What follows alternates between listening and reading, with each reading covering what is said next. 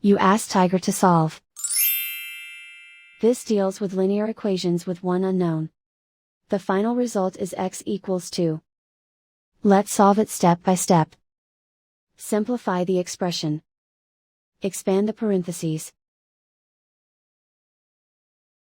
Simplify the arithmetic. Combine like terms.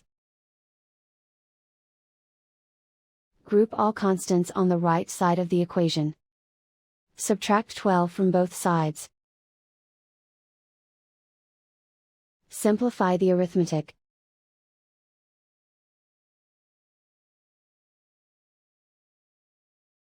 Isolate the x. Divide both sides by 8. Simplify the fraction. Find the greatest common factor of the numerator and denominator. Factor out and cancel the greatest common factor. And so the final result is x equals 2.